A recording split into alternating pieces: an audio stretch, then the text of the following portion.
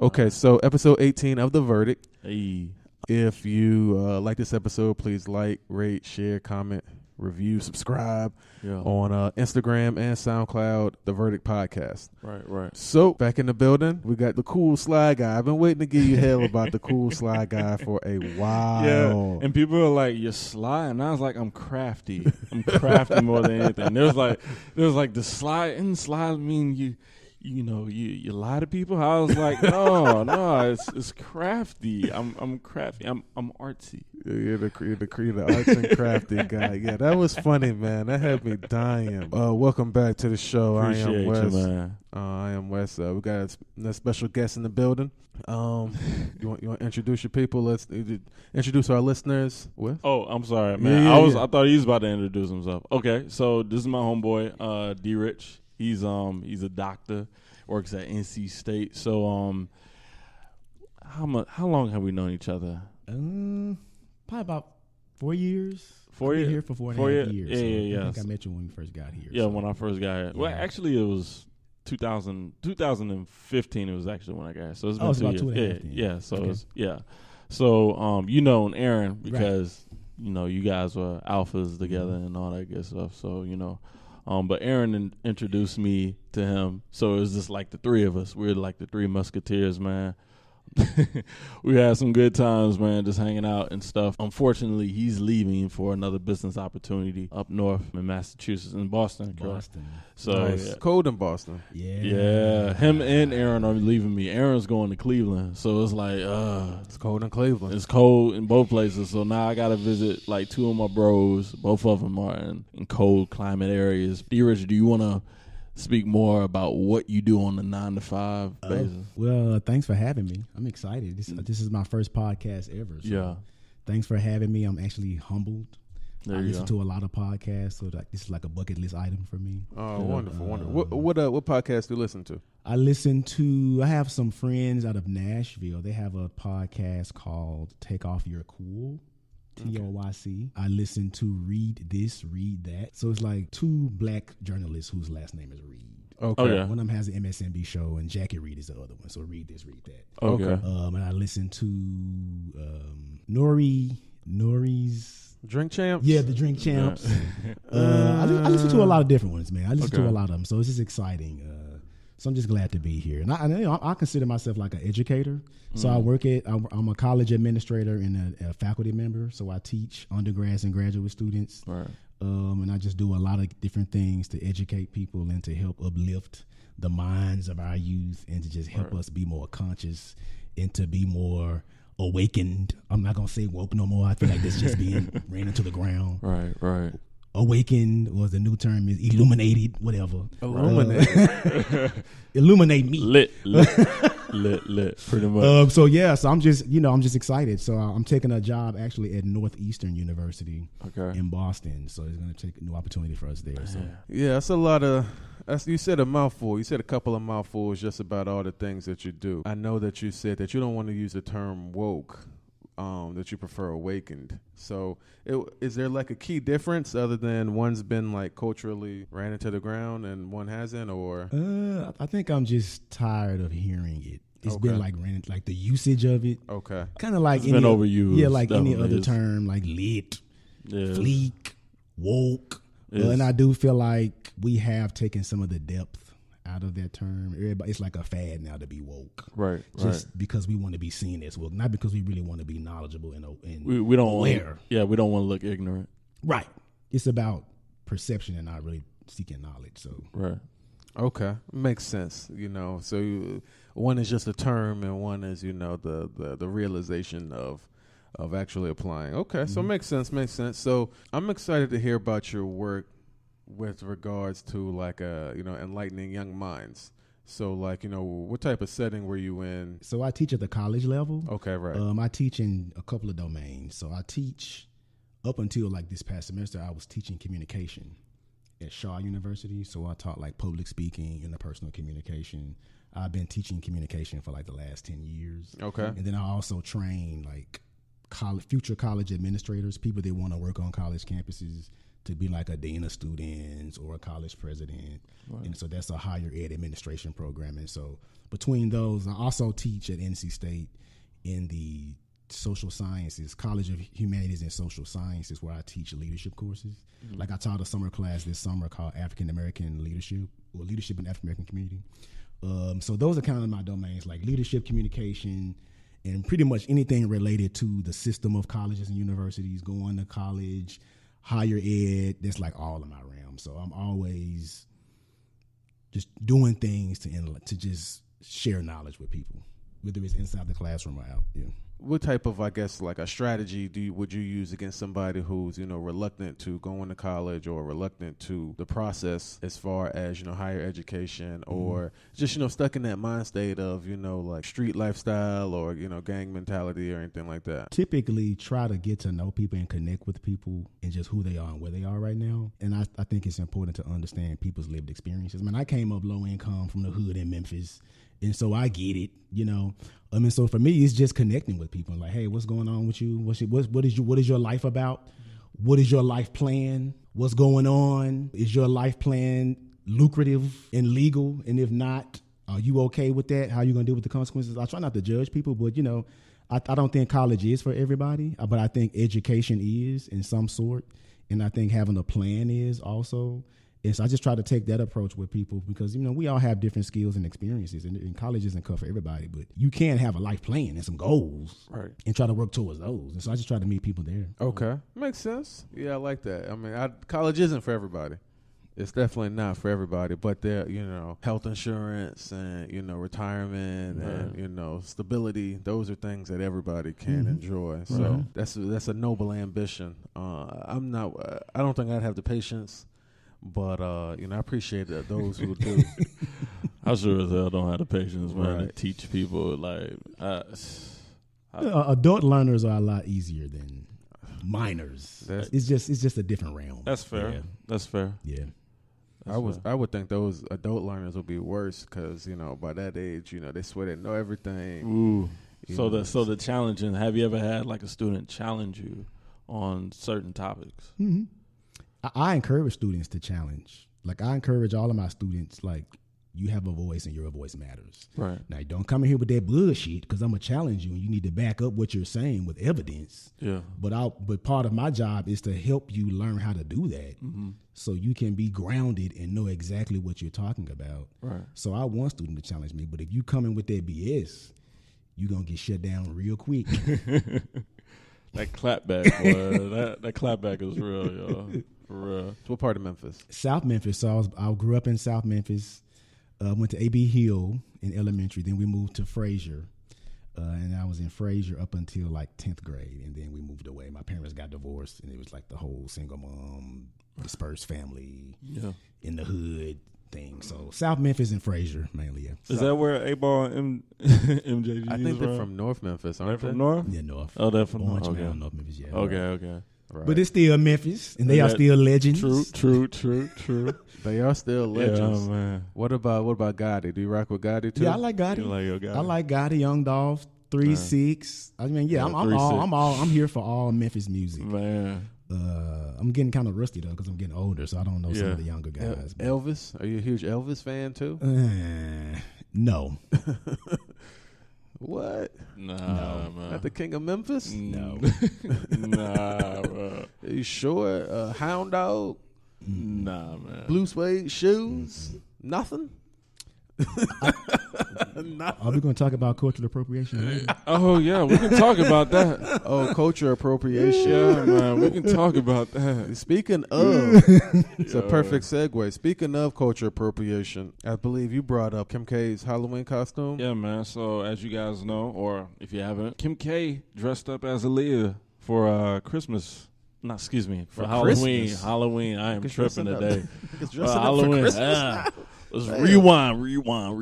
All right, so Kim Kardashian for Halloween dressed up as Aaliyah, and she got a lot of backlash from it. A lot of people were saying that, hey, legend or not, Aaliyah is a black woman, and you're not.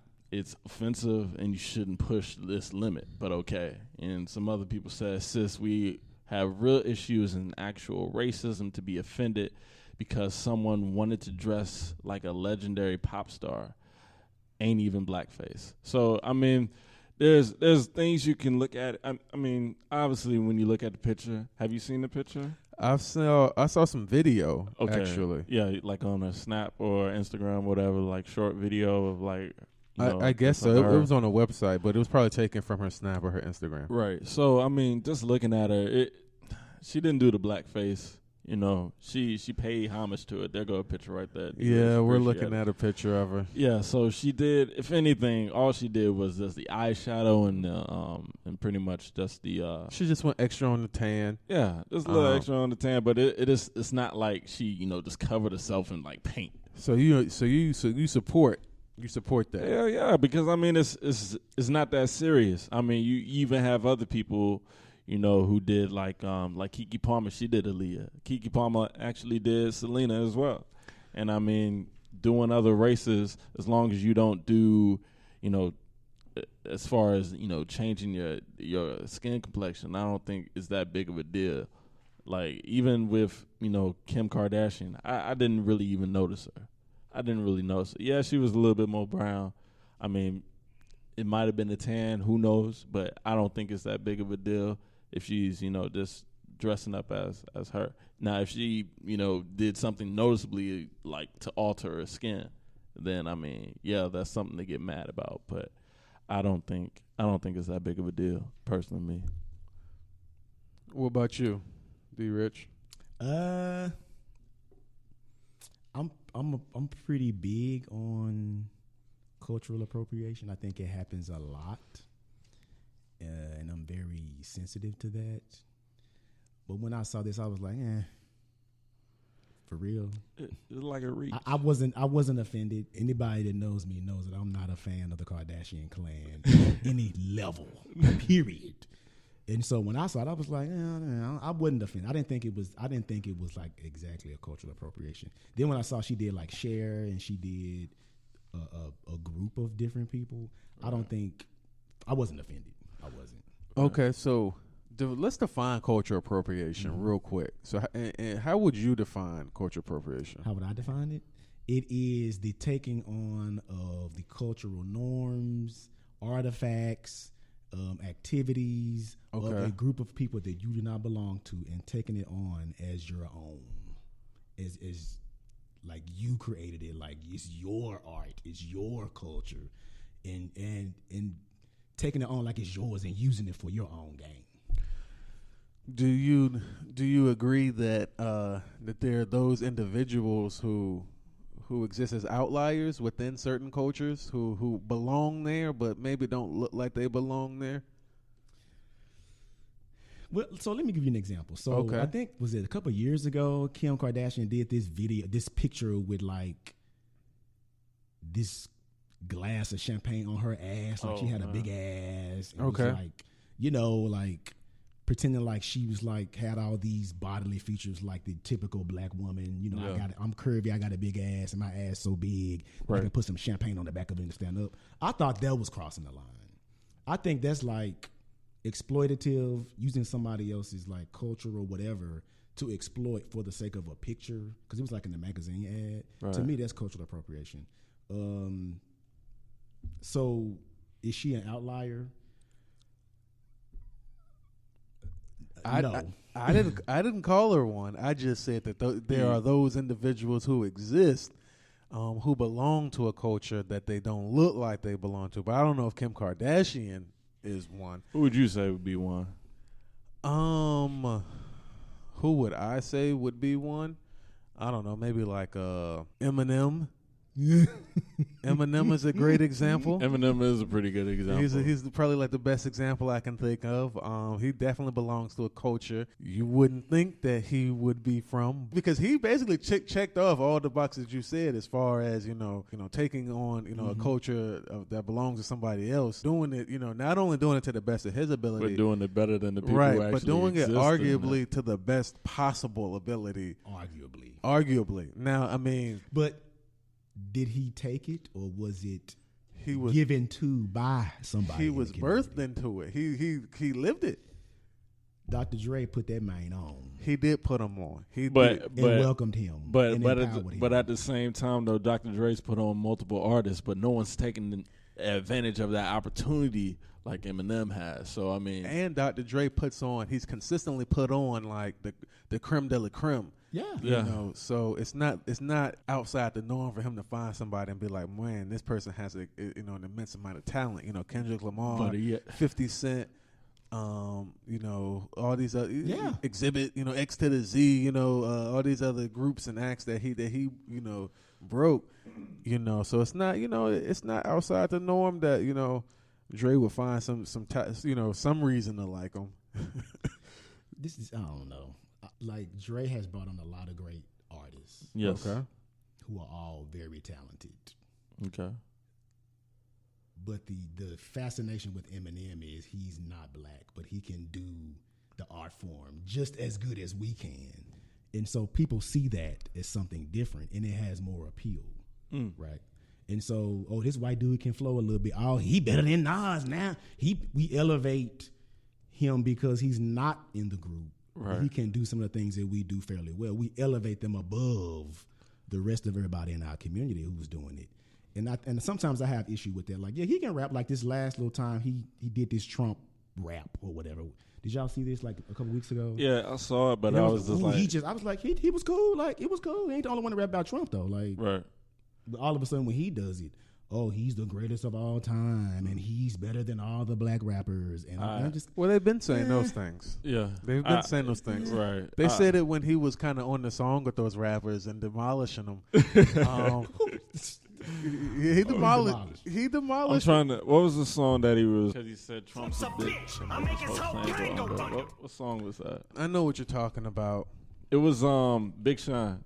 Right. There was no Right. favors. No favors. Yeah. What I need from him, no favors. No favors. So is he appropriating culture just because we invited him in? I wouldn't say he's appropriating culture. Personally, I say he's embracing it more than. So is that what Kim did? I think so. I think, first of all, I don't really believe in cultural appropriation. I want as many people to adopt my culture as possible, you know, like. But embrace it within good taste. Embrace it, you know what I'm saying? But acknowledge it, for one. At least acknowledge it. That's number one.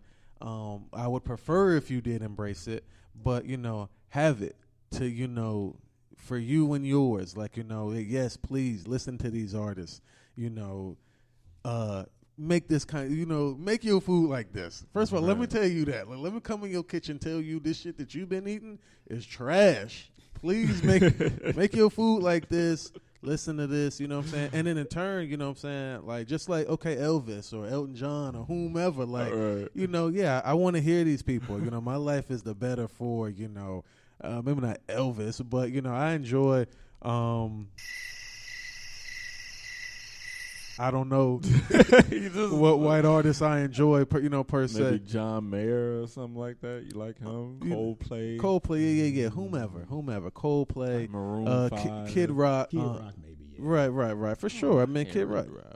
Kid Rock, he's got good music. That's funny. So that's why I'm like, you know, the whole culture appropriation thing. Like, I mean, I combine, you know, the thing. I listen to what people tell me, and because it just always seems like there's these themes, which is one that most people want to be black. And this is an opinion based off of the actions of others. I'm not running around saying that most people want to be black, but hey, I'm just going off of how people are behaving, how they're looking, dressing, talking, and act. So they want to be urban. They want to be cool because that's what's cool. Right. And those communities that dictate what's cool and what's urban are predominantly black, I would say, to the 99th percentile with some outliers here and there. I really think it's the black women who really decide what's cool and what's not, because as a black male, you're trying to impress the woman, or just as a male in general, you're trying to impress the woman.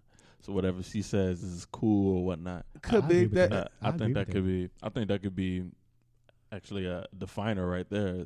The black woman is the definer of what's in and what's not. That's too much power. That's too much power. That's way too much power. Nah, I think so though, man. Because I mean, you think about it, like when you think about this pop culture, or not even pop culture, but this culture in general, like you just said yourself, like people want to be black. So basically, what you're telling me is that black women think it's cool to be called a bitch and a hoe. I didn't say. I mean, I didn't but say that. That's very cool right now. That's very cool. I wouldn't. Of course, a black woman doesn't want to be called a bitch or a hoe, but it's been made acceptable amongst society. It's been made cool to do such a thing. Someone made it cool. Black women pop their backs to it. They do pop their backs. They pop their backs. So in a way, I guess they did kind of accept it. They did, they didn't say, "Oh, that's wrong." Okay, I'm sure in some elements they did, but so to me, what it sounds like you just said. So, and you said this, not me, but you basically told black women that if they want the respect that they deserve, then they need to start behaving like it. They gotta accept. They gotta change their lifestyle and ask for it for themselves. Now, first of all, if you get offended for being called a bitch, that's on you. You know what I'm saying? That's on you. I'm not out here calling women bitches and hoes. That's not me. But if someone truly had an issue, or if they didn't want to hear that music, right, obviously they would say something about it, or obviously they wouldn't listen to it. Right. If that's pretty much my opinion. It's accepted in some subcultures like hip hop. So being called a bitch is accepted in hip hop for some reason. I don't know why. Mm-hmm. If I could come down to some type of solution on why it is, I don't know. Cussing is acceptable.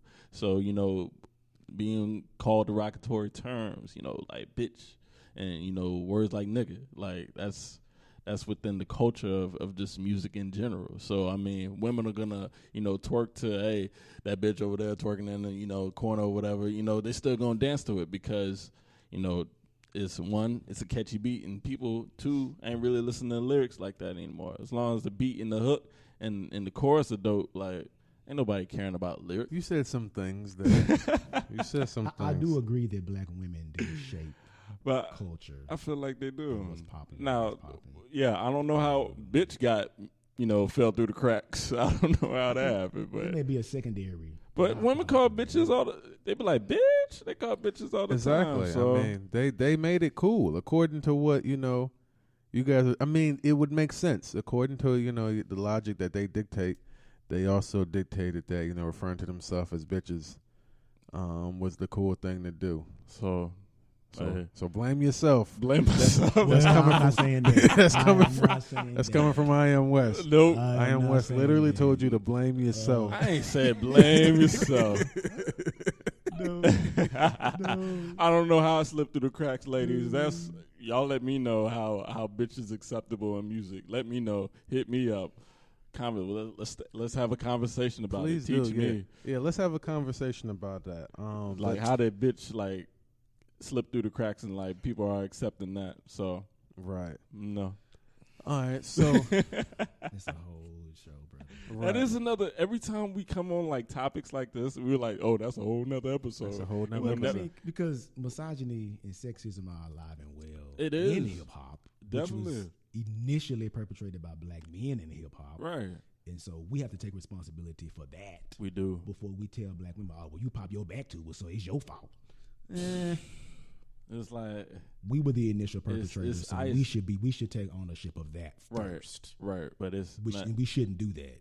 We should. However, yeah, women do play a role as well. They do. There's a thing called personal responsibility. I live my life by being personally accountable for my actions. I ain't making no music calling women bitches. Okay. All right. That's all I'm saying. So hey, don't get mad at me. You was on your podcast talking all that. Like, hey, don't look at me. All right, let's go down this list of something else I want to talk about for a while, and that's Cardi B's engagement. Cardi B, first of all, for those who are uninitiated, she recently had #1 single. I'd say she's probably on her 12th and a half minute. And in order to extend it, she accepted an engagement from her drug dealer, misogynist boyfriend. Is Offset like a drug dealer? Oh, is he? When I'm in the kitchen, I be cooking crack pie. I got chickens in the trunk, you think I work at Popeye. Oh, it must be. I didn't know. Oh, is I he? I Yeah, never he- really looked Well, into his I mean, profile and his background. I don't like know him that. personally. I only know what he talks about in all his music, Fucking on your bitch, yeah, that. Cooking up dope in the crock pot. Oh, come on, which man. is about selling drugs, True. Oh well. carrying weapons, I don't try nobody, grip the trigger. fornicating with several different Nubian queens. So pretty much what you're saying is he ain't Mr. Right. I Pretty mean, much. you know, he doesn't paint himself as husband material. Now, listen, I'm not mad at Offset. First of all, I've never seen any woman that he's ever been associated with, but if I were to do a quick stroll down his memory lane, I'm willing to bet all my money that Cardi B is the most attractive woman that he's dealt with. So he thought to himself, this is as good's gonna get. And I'm locking it down, which is, you know, he picked the right one. You know what I'm saying? Like you picked the right one for that. Bro. However, Offset, he's definitely younger than us. Yes. He is younger than us. Yes. He has at least 2 children, but possibly 3. Probably didn't think he had children. The way he the way he just, the way that these guys put on, it's like, we don't ever really know their life. Nah, you don't. We don't ever really, really know them. So it's like, they get into these situations. I mean, I see he basically, is going to get a baby out of the deal. He going to get, a biracial baby from Cardi B, linking him to her for at least the next 18 to 19 years. As far as being married, absolutely not. And I feel like the engagement will fall apart within like the next 88 days. 88. So to piggyback on, the tenure of, or just the length of how long this wedding will last, or I remember when the news first broke last week, or whenever it did, I saw you put a post up talking about it's probably not gonna last long. And I saw like one of your friends was like, "Don't be mean, don't be negative." Like, let's be honest here. Let's Like, be honest. Let's be honest. As far as celebrity relationships, how many do you know that have lasted like a good bit? Let's not say, oh, Jay and Beyonce. All right, Jay and Beyonce. I'm surprised actually that they're holding on. But they've had some bumps, man, where it was like, ooh, Everybody has I don't bumps. know. Everybody has bumps. You're right. But this one, this bump dealt with infidelity. So whenever you're a celebrity, and you're dealing, usually the breakups end because of infidelity. Usually, or, somebody just didn't really, the money, they just, had some type of falling out. Usually, celebrity relationships really don't last that long. For this one, because these people just met each other and now they're getting engaged, Right. it's like, all right, so pretty much people are looking at you because you had a number one hit. Right. You had a number one hit. Everybody knows who you are. Right. You know what I'm saying? People know who Offset is, but they affiliate him more with just a group of Migos. Right. So, I mean, If he walked in this room right now, I would not know who he is. But that's probably because I'm a little older. I wouldn't know who he is either. I didn't know his name. Except he I would just probably knew- have on some type of shades and some frilly, silk frilly, shirt. yeah, with lace petals and and like a doily. He would have a shirt on that looked like a doily. Something And your he have grandma his- had on he the walk in piano. with his arms crossed. like- Right. But anyway, it's just I don't see it lasting, and it's not to be negative. It's just this is reality. Like, people get together in order to boost each other's Right. boost their brand. brand. Boost their brand. I mean, that's what Nicki Minaj is doing with Nas. I don't even know if they're still together or if they're still I dating. don't know or if not. they was ever together. They were just spending some Yeah, time just- together. Just spending some money on each other. So But- okay. But let me say this though. And I read an article a long time ago about what the B in Queen Bee stands for. You guys want to take a guess? Don't know. What do you think the B stands for? In Queen Bee. In Queen Bee, when referring to Beyonce, what is that? What does that B stand for? Boss? Beyonce, I guess. Beyonce, boss. Let's try basic.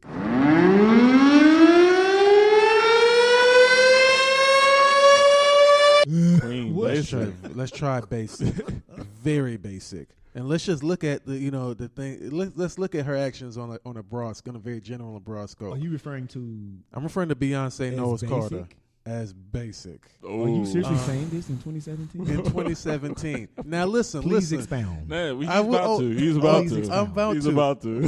But listen. Let me preface it by saying this: Beyonce is great, right? She is. She's great, but her actions, okay, she's small town girl, falls in love with a drug dealer. Houston's not a small town, but okay. It's not, but she just Country girl, whatever. right, I got you.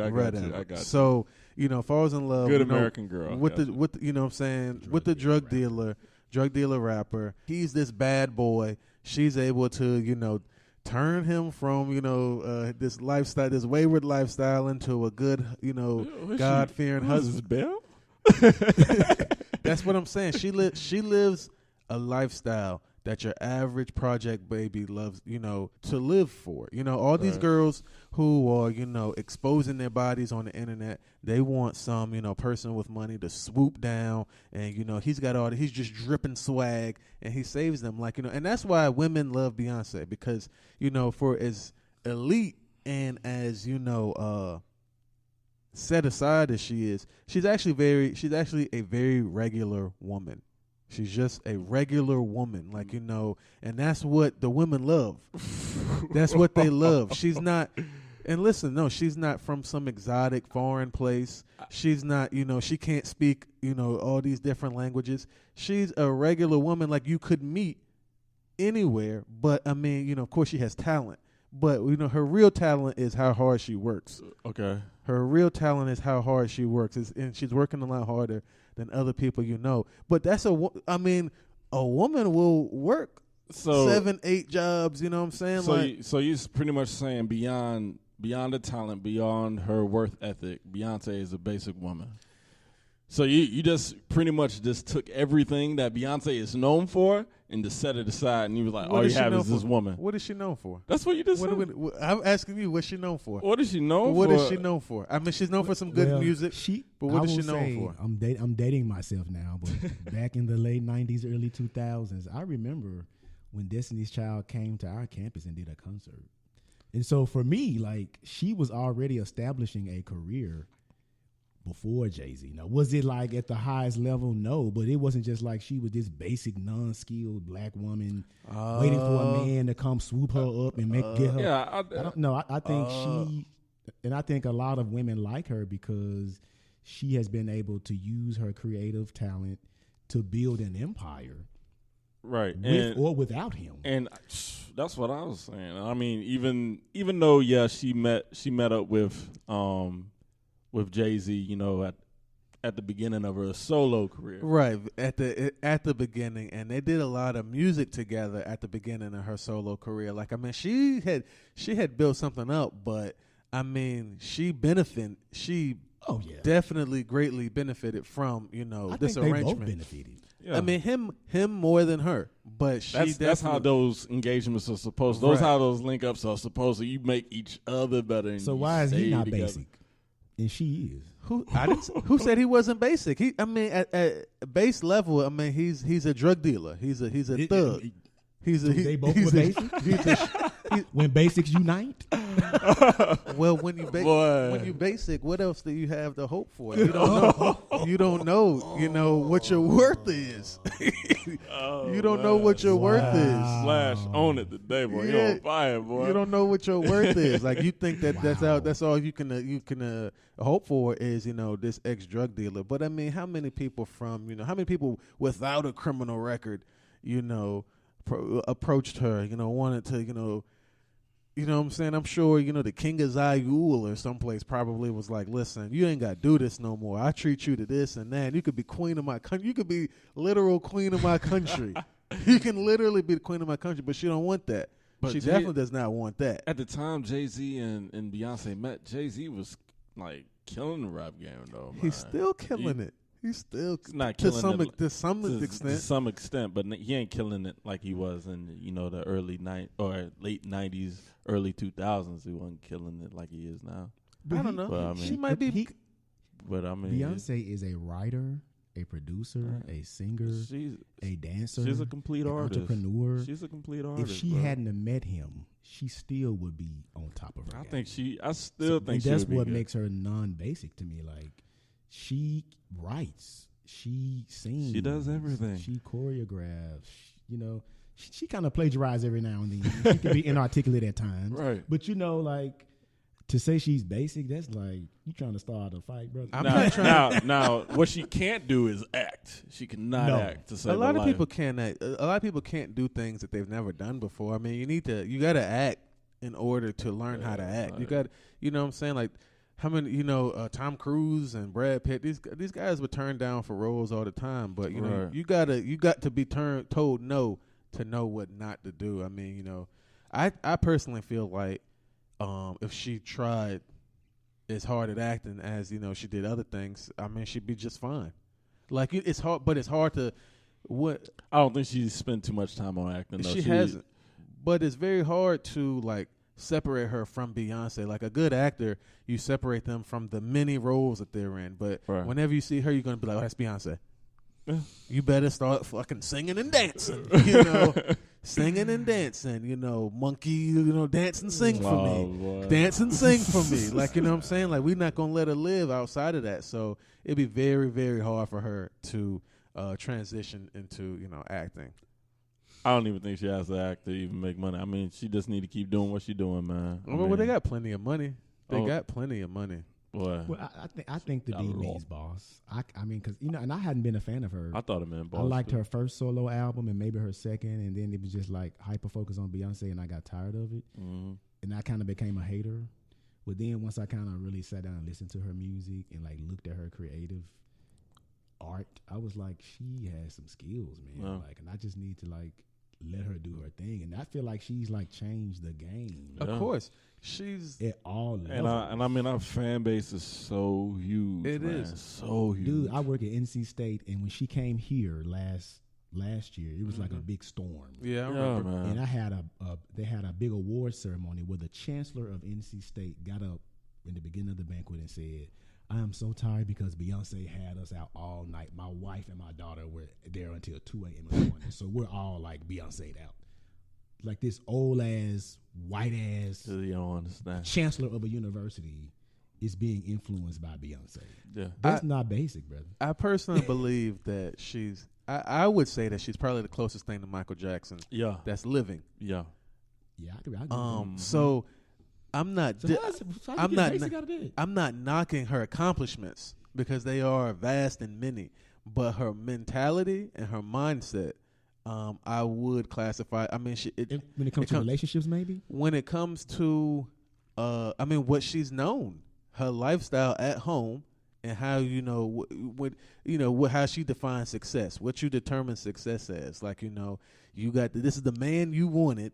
This is the lifestyle you wanted. So when you're in situations that are less than honorable or whatever, you're not dealing with the priest and the pastor. You're dealing with the D-boy and the gangsters.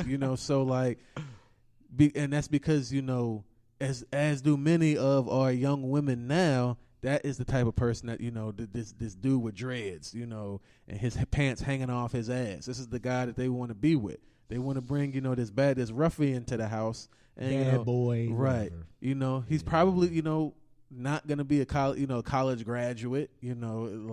So that's what I'm saying. Like she basically has that same basic small like country girl mentality. Like she didn't reach for the stars. Would you say as far maybe as being a naive? Man, like I wouldn't say because I mean she was like younger than him when they met. She's still younger than him. Yeah. She was like what 21 and he was like what, almost 40. He was like early 30s, but yeah, she was like early 20s. Man. So I could see that as maybe being naive, young and naive, and maybe sheltered and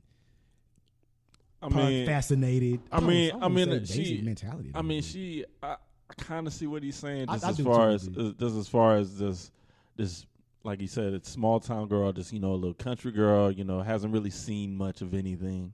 You get into this big, music industry, and you really don't know who's who, and but the good girl never really falls for like the good guy, who has a business. He's like an entrepreneur. She like went straight to a D-boy, pretty much to your definition. Who did she deal with before Jay-Z? I don't know. I mean, she dealt with a few people, but nobody that worth speaking of. Nah, I mean Yeah, he was. A shot caller, I guess, so to speak. Right. Very high profile individual. Right. So that's still a high profile individual getting with her though. She should be allowed to be naive though. I'm not saying I think anybody she should be. Nobody really knows what you're getting into until it's all said and done. You're right. She should be allowed to be basic. She should be allowed. She should be allowed to be basic. The beehive will come for you. They about to. Hey, listen, the beehive ain't got nothing on the jury. Nigga, please. Right. Well, I say all hail to Queen Bee. The jury. I have no beef with Beyonce. I like Beyonce. I went to a couple of concerts. Hey, man. listen, Did you have a basic experience? No, I did not have a basic experience. I believe. Listen, no. As far as a performer, and when she's gracing the stage, she's nothing short of phenomenal. Outside of that, take all that away. Yeah. Let's just let's take all away her accomplishments and her many accolades. Everybody's gonna be basic. So the if you take fact away that she everybody fell in love with a dope boy makes her basic for One the of rest the of her reasons, life. One of the reasons why. One of the reasons why the Wow. life that she tries so hard to hide from us is one of the reasons why it makes it kind of basic, because and that's probably one of the reasons why they try to hide it, because if we knew what they were really up to, and when I'm referring to the Knowles and the Carters specifically, we probably wouldn't be so enamored with their lifestyle. We probably wouldn't. They probably do a whole bunch of regular stuff, like they probably do a whole bunch of regular things, or maybe not. I wouldn't know, but I got much love and respect for them. I'm just calling the high C. I'm just calling the high. Y'all ain't doing Hey, nothing. Y'all need to Solange do more. got real basic in that elevator and got turned on his ass. Right. Listen, Right. I seen Jay-Z face, man. He was making the face like Help. you're about to come up missing. Like, if you I weren't think that my was on her wife's face, sister, if you weren't my wife's sister, you would come up missing right now. You would disappear. Like he looked like, man, I want to steal off on your ass what? so bad. You what? But going down this list, man. That's funny. Okay, so let's skip down to some other scandals. Which is basically, now you text me Netflix cancels House of Cards. I guess, is that in response to Kevin Spacey? Yeah. I didn't even know that Kevin Spacey was being accused of anything. Yeah, he apparently he was messing around with a star from Star Trek, Anthony Rapp. Apparently, like back in the day, he said that when he was 14, that Spacey tried to get with him sexually during a drunken night at a party. He picked me up like a groom picks up a bride over the threshold, but I don't like squirm away initially because I like him. What's going on? And then he lays down on top of me, Anthony explains. And he said since then, Spacey has attempted to apologize for his behavior while also coming out as a gay man. So apparently Kevin Spacey is a gay man, and he just liked young boys. He disliked them. He played on young innocent boys. Yeah, so I mean that's pretty much the reason why Netflix is canceling House of Cards. That's because of that. because he came out as a gay man. He's named as an aggressor. Yeah, pretty much to sexual harassment claims. Yeah. Okay, so this guy's now suing him? I don't know. Is that what's going on? I don't know or what did he's doing. Or did he just expose the situation? I think he exposed the situation, and a lot of people are starting to come out and be like, I was, touched because I don't know. I kind of felt like after that, Bill Cosby situation, like all these people just started coming out of nowhere, just be like, yeah, I was sexually harassed like 20 years ago.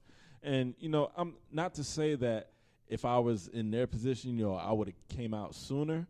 We talk about this like in sexual harassment training back in the military, with people whoever, they report, restricted,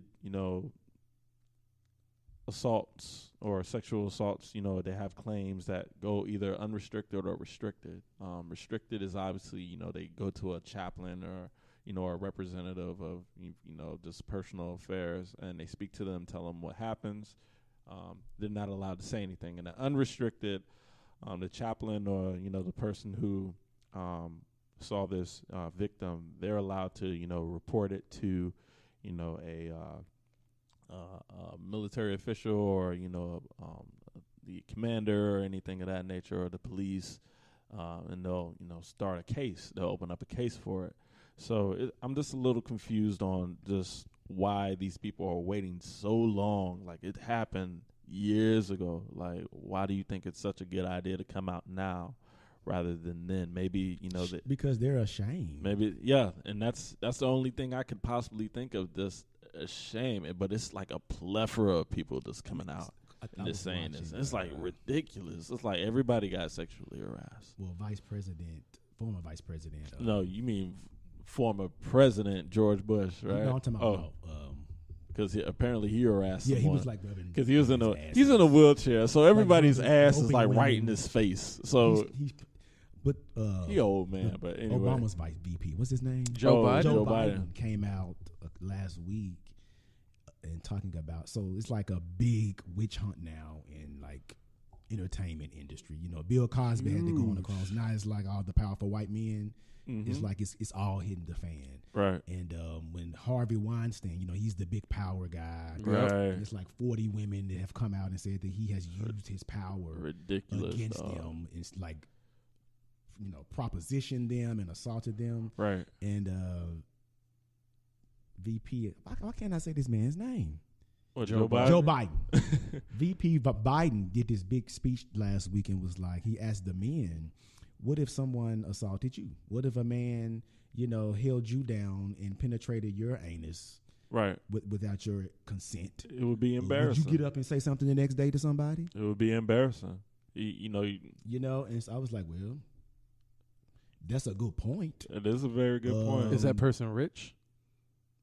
The person that so you just looking for a money grab. I'm just saying, you just want a money grab. If a rich person held me down against my will and penetrated me, I'm telling everybody the very next day. Do you think people would believe you? Well, that's another one. They got this thing called DNA evidence now. I mean, in 2017, they got DNA evidence now. So they got forensics. I'm gonna call Gil Grissom or whatever. There has to be semen somewhere. There's semen everywhere. There's semen somewhere. At every crime scene, there's always semen. Right. The evidence will definitely, you know what I'm saying? I'll let them know, like, listen, his DNA shouldn't be inside me, right? Yeah. Well, and here it is. So what does that tell us? So let's go ahead. People still wouldn't believe it, and that's why some people don't come out, because they're ashamed or they're afraid of the repercussions. What did you have on, or what did you do? Exactly. You know what I'm saying? It's and they're like, talking about, you were asking what for it. What were you doing like, over there? You know what I'm saying? Like, and so I could just be no one ever asked for it. Well, let's ask these questions though. What are you doing at I mean, like, okay, it's he's 14. 4. It's 3, 4. he was 14 at the time. Okay, I get that. I get that. He was all right. So, but you know what's crazy though is that in Hollywood, man, they let them little kids party with adults. They do. They let those little kids. Drew party Barrymore used to get it in when like she was a kid, like bro. 7 years She old. used to get it in. 11 years old, and she's Smoking partying with weed, bro, doing lines, coke, doing lines at 11 years Drew old. Barrymore got it in. Like, I remember hearing about her story. I was like, damn, right? That young, right. Exposed to that much fame that quick, right? She used to get it in, yeah, like hard body, and that's crazy. So yeah, I think it's just the Netflix thing may be a bit melodramatic, but I get it, because like Hollywood is like up in arms right now with this sexual assault stuff. Oh man, and a lot of people have felt like the industry has allowed a lot of these white males. It has, and have uplifted them and enabled them to these positions of power, and something needs to be done about it. So now everybody wants to just like, if the sound of anything slight, we're gonna like go overboard and send a message. I'm a huge House of Cards fan. Like I was ready for the next season. I hadn't to watched see it Claire in a while. run it, but I think it's a little over the top. But then again, I don't, because I think it's consequences. You know what I'm saying? Like It sounds like it's unfortunate. Yeah, but I mean, people are people at the end of the day. Like people are put in high places because of they're put in the limelight and they're actors. But people have to understand, people do fuck up, people do make mistakes, and I think it's white male privilege too, though. Yeah, that's true. Of course, I mean white privilege, too. but as we see, white privilege is losing some of its only some, and by some I mean maybe like 0.5%. It's only like 99.5% as effective as it used to be, and they still complain like, right, we're experiencing discrimination. Right. Yeah, right. You know what I'm saying? But like what? It doesn't protect you anymore for like these very heinous crimes. Like, if you're raping people, if you're killing, we kind of got to get rid of you too. We're sorry, but this no longer cloaks you from being, prosecuted as, as a rapist or, that type of thing. So, right. And because, I see a lot of people, they're like, oh, well, they hung Bill Cosby out to dry. As they should have. Exactly. He was raping people. Exactly. But, I'm glad that they are, making this like, hey, zero tolerance. I don't care about, if they're doing it to the Africans and the Asians and the Hispanics, like just whoever is raping children, let's please, get these individuals, the help that they need and get them away from, get them out of position to, continue these, vile atrocities. But, definitely, man. The View was talking about it. The View with Whoopi, like the talk show, they were talking about it, and they were talking about how like a lot of the women who've come out with like Harvey Weinstein, it was like 40 to 50 women, and so there's this response. I was like, well, why didn't you say anything, or why did you allow it to happen multiple times? And so Whoopi was saying, like, it's a very hard decision that women have to make when they're like these peons in these systems where these white men have power, and they have to decide, well, I'm going to let him fill on my booty so I can get a job. Right. Because that's the difference between eating and not. Yeah, Whoopi was saying, like, women have to make a decision.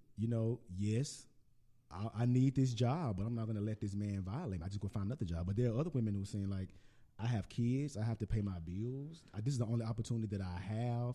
I can't afford to not have this job, and so I gotta have this. I gotta have this job. Got to.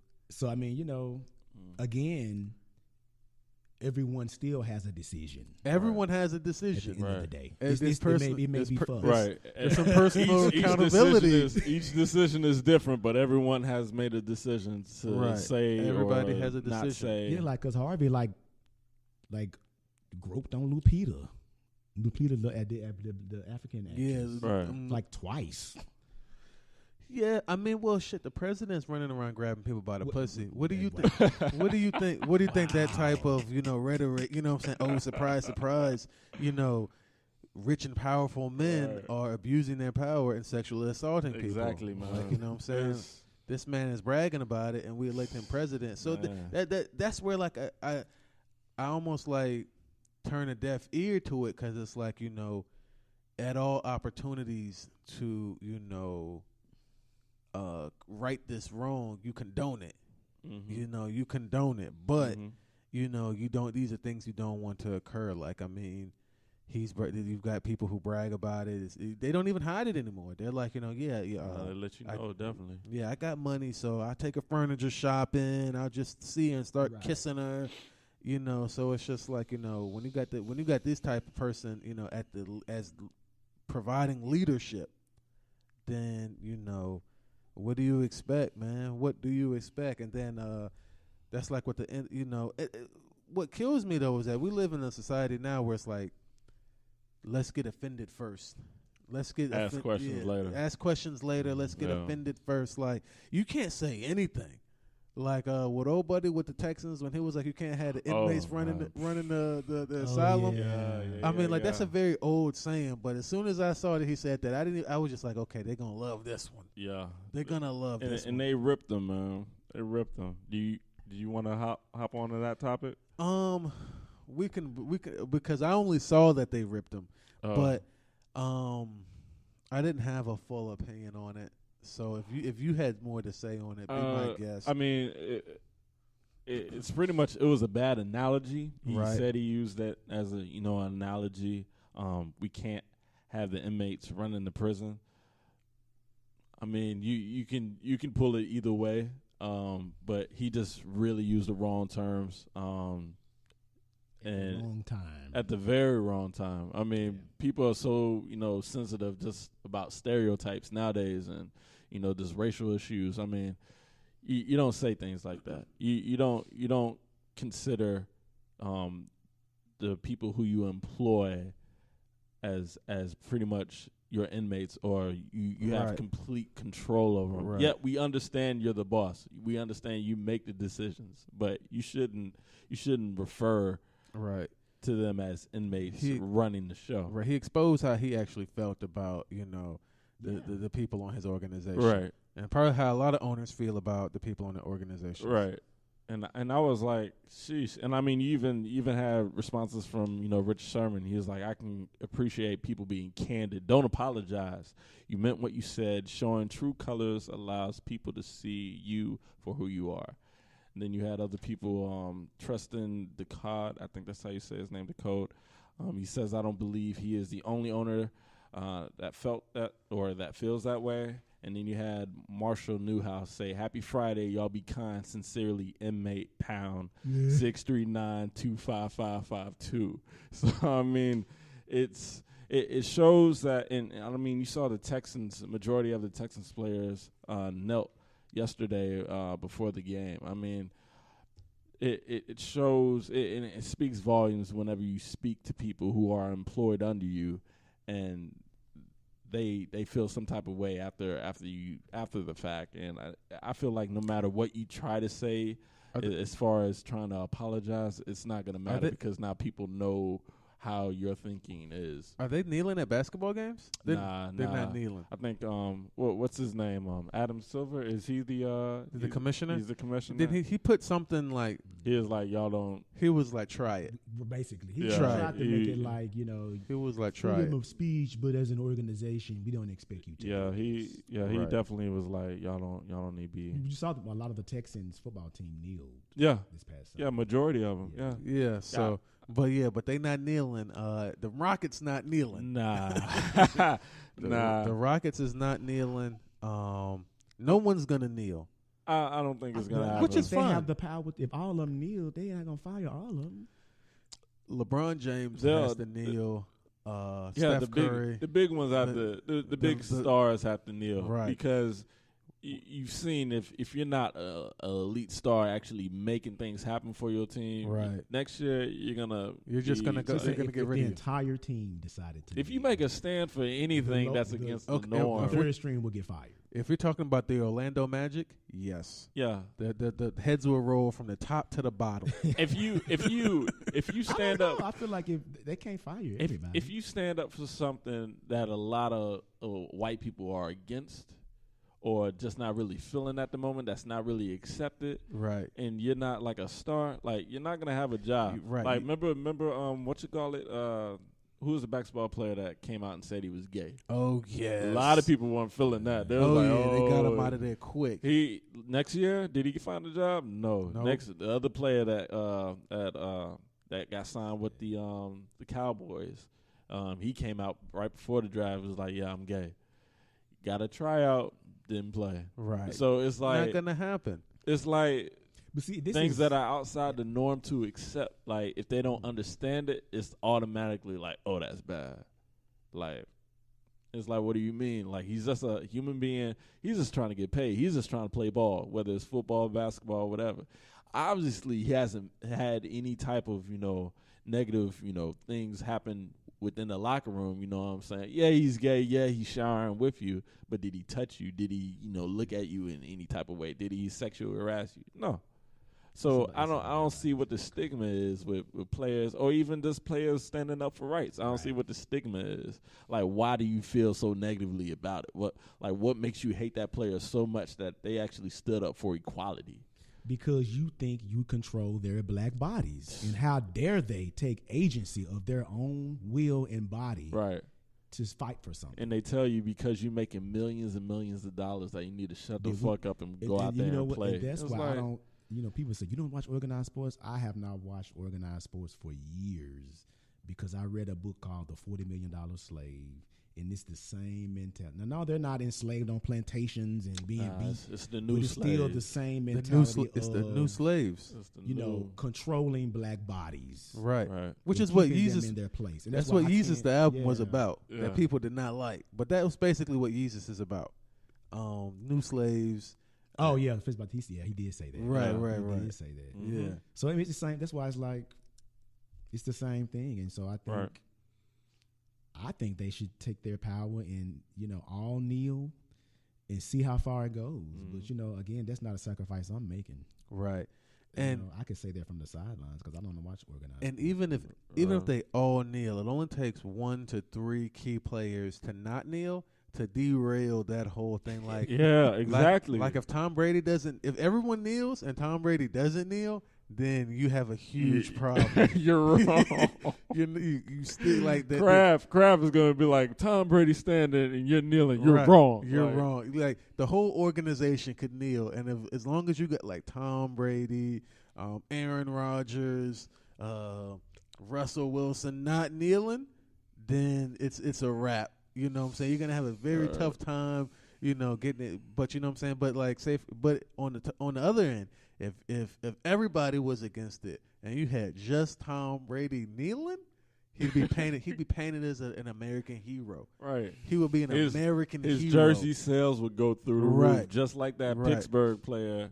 Jersey sales went through the roof, and I was like, wasn't he like a lineman or like, your jerseys wasn't even being sold, bro. Like people had to go to like build my jersey and type your last name in, and then you would probably receive. Right. That's the only way I could see him actually getting any type of money. I was like, his jersey sales went up. Like how? Like you don't even see him in the store. Right. So do y'all think people should ban the NFL? Oh, after this statement, personally, I'm a huge fan of football. I'm a huge fan. I'm a miss the sport. If everyone is like, all right, we really gotta ban this. Like, I really love football, but it gives you another reason to be like, you know what? If we're all seen like that, if all the black men in just football or in sports in general are looked at that way, you gotta. Is it worth it? I think that people should stop watching football, not for any political reasons, but just because the shit is boring. Well, you don't like football. That's the only reason. Very boring. Say it. It's very boring. I watch it to have fun. He likes basketball. I love some basketball. He loves basketball. Football is fun to play, but like outside of basketball, I can't think of a sport that's really that fun to watch. But basketball at the same time, though, I mean, it's a very long season. You have a lot of games happening. So, I mean, you're watching like the very beginning of the season because you're so excited to see your favorite players. You're right, and you check out for a while. Exactly. So then you check out for a while, and then like Christmas comes around. So then you're watching the Christmas games. You get to see the shoes, the jerseys, and all that good stuff. All-Star break after that. All-Star break. So then March is like the race for the playoffs. Right. So people are like racing, pretty much to get in those last 2 spots if they're even open, by April. But then, the playoffs is really where the NBA thrives. Of course. So, I mean, so basketball, so the basketball season itself is boring, but to watch the game is not boring because it's so long. All right. So it's easy for you to ban the NFL because I wasn't watching it to begin with. Likewise. Right. He doesn't wasn't watch football to begin with. But because we're getting winded, so let's knock off these last 2 latest hip hop and movies. I'll start by letting you know that I saw Jigsaw. Do either of you guys plan to see it? I do. So you don't want me to? So I guess you haven't seen my Facebook. No, I haven't. Okay, all right. I haven't. So just tell me 1 to 5 or 1 to 10, whatever. Okay. I'm not gonna rate it until you watch it. Until you watch, I'm not gonna rate it. Well, we'll talk about it next week. We'll talk about it next week. But I saw it. I'll let you watch it. You probably shouldn't look at my Facebook either. Then for the next few days. You know what? Because I already gave away the beans. How you gonna spill the beans and it's only been out for like 3 days? Well, I was laying up one night and I was like, it'd be really funny if I just went ahead and spoiled this. And so I posted that. So that's for all to see, jerk. you know, what happens at the end. But as far as like latest hip hop, I haven't really heard anything. I haven't heard anything new that caught my attention. I tried to listen to like the Future and Thug, and that was kind of weak. I also tried to listen to Young Dolph, and that was kind of like, Yo Gotti put out something, and I was kind of like, but yeah, I haven't heard anything that's making me move in a while. Okay, well, I'll just go ahead and name 10 that are hot right now. The first one that that comes to mind is Forever Is a Mighty Long Time. That's Big Crit. He just came out with that last Friday. Also coming out last Friday was Still I Am by Yo Gotti. Also, you had, I don't really listen to Tiger like that, but he came out with Bugatti Raw. Yeah, I saw that. That's a popular one. You have Future and Young Thug with Super Slimy, Ty Dolla $ign, Beach House 3. Oh, that's straight. Snoop Dogg, Make America Crip Again. Young Dolph, like you already mentioned, which a lot of our homies on the group me was like, oh yeah, Young Dolph is slapping. I still have yet to listen to it, but thinking out loud, apparently I'm gonna have to listen to that. Majid Jordan, The Space Between, and the last one is Lil Durk, Signed to the Streets 2.5. So those are like the 10 mixtape / albums that are really hot in the streets right now. Yeah, my social media has been buzzing about Big Crit. Big Crit, yeah. Like, Big Crit, Big Crit, Big Crit, Big Crit. Yeah, I feel like a lot of people are bandwagoners. In a way, kind of, but they didn't know they didn't know about Big Crit. We knew about this is the group I run with. We knew about Big Crit when we was back in college.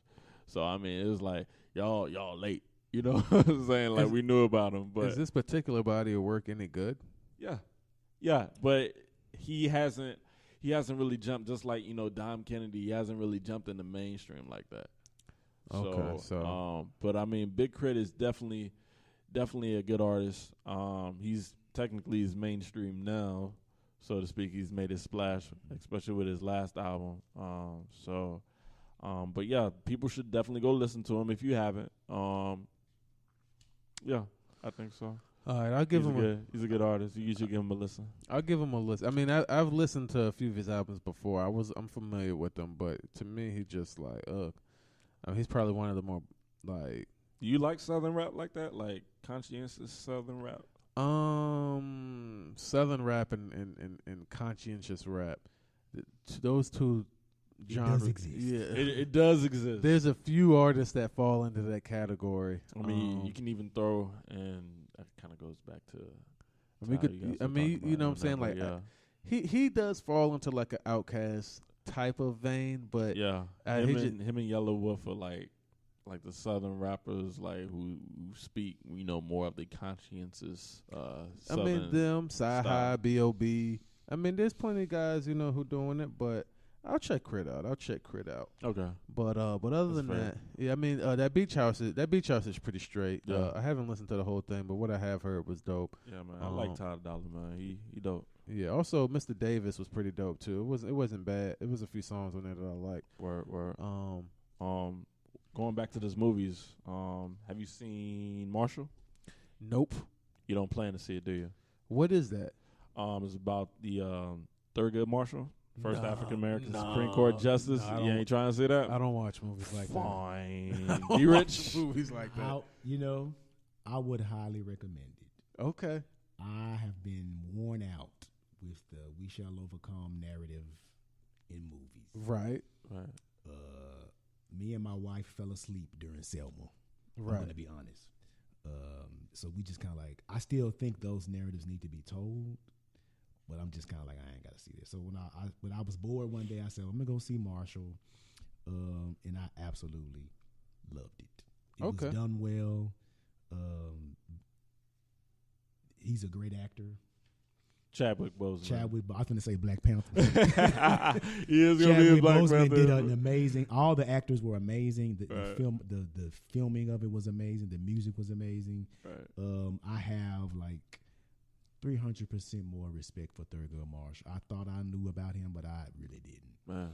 And he is a legend, and I'm glad that I went and saw that because it really just inspired me. Okay, it made me proud to be black. Right. Yeah. Right. Okay. Have you seen Luke Cage?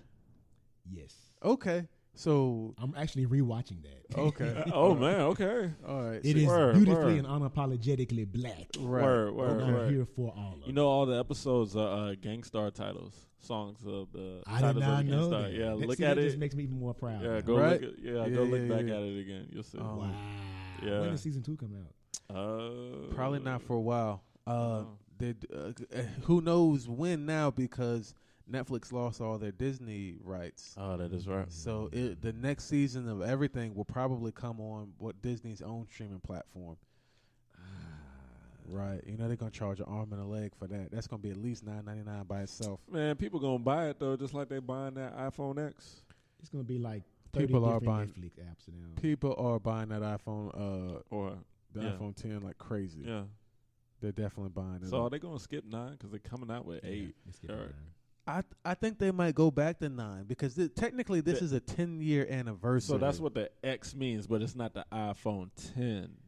It's called the iPhone 10. I thought they called it the X. Well, they're kind of messing it up for me now. I'm confused about all of it, honestly. You know what? People going to buy it because people have brand loyalty. It's all the mark of the beast. That's what they say. It's all the mark of the beast. It's all brand loyalty. Right. It's all brand loyalty. Right. So, it's all world goblins order. and but ghouls. yeah, but the last movie I want to speak about, I just actually saw the first. I saw like a short trailer of it. Was with Denzel Washington, with the Roman J. Israel Esquire, and that comes out on, I believe, November 17th. So pretty much it says Denzel Washington stars as Roman Israel, driven idealistic defense attorney. Oh yeah, I saw that. Who, through a tumultuous series of events, finds himself in a crisis that leads to an extreme action. So, is that based on a true story? I have no idea. Because it seems like he only does movies based on, not based on true stories, but they're just very lifelike and surreal. Yeah. But he looks so weird. Like he has like skinny head with a fro, but his body is just shaped like a pear. It's like weird. You can just tell it's like a bodysuit. Because number one, you're not used to seeing Denzel as a fat man. You know what I'm saying? It just looks like he was an extra off the Clumps who didn't make it. That's what it looks like. And like when you go look at the trailer, you be like, "Damn, Wes was right." Yeah, it just looks weird to see him as a big man. I saw the trailer when I went and saw Marshall. Didn't he look weird? Yeah, it looked. He looked sick. Yeah, I'll wait to see it. I don't know. We'll see. We'll see. And I know that in his natural weight because I knew he gained some weight. Like we've seen pictures of him, and he's like, "Oh, he must be, doing a role or something." Okay. Yeah. Well, other than that, man, I'm out of gas, but I did want to hear about, what you have coming up in the future, Dee Rich. I know that you do like some public speaking and outlets like that. Okay, so what do you have coming down the pipeline where our fans could first, can you give your handles where our fans can reach you and check you out and hear the things that you're saying? And then what might you have coming down the pipeline? Yeah, so I'm trying to move into my consulting realm. I haven't really stepped out on it yet, but I do get offers to come and speak at different organizations or institutions to talk about, whether it's, being assertive in the workplace or handling conflict or, public speaking workshops or things on leadership or how to apply for college or navigating college as a minority. All of those things are like areas that I can be an expert in. And so I've been kind of speaking on those, but I'm trying to like expand my platform now to make it more official. Okay. So once I get settled in Boston, I think I can focus on that a little bit more. But if you want to follow your boy, my Instagram tag is _Rich D. So instead of D Rich, it's Rich D. _Rich D at Instagram, and it's the same for Twitter as well. All right. Follow me, hit me up. Thanks for having me on here, man. It's been good. Thanks for coming out, man. Thanks for standing your ground and you know what they say, too much agreement kills a conversation. It does. Right. He's the pot stirrer. That's what they call me, but more like a retired pot stirrer. You know? Well, nah, man, you coming out like Mike, boy, with that 45. Go ahead, pull it out. I'm more of a retired pot stirrer. But okay, cool. Wes, you want to give them your handles? Yeah, so you guys can follow me at IAMWESTAYLOR on Instagram, SoundCloud, and Twitter. Again, IAMWESTAYLOR. All right, and again, if you like this episode of The Verdict, check us out on Instagram, The Verdict Podcast, SoundCloud, The Verdict Podcast. Other links will be posted there. I'm gonna keep it nice and simple for you guys. Instagram and SoundCloud, The Verdict Podcast.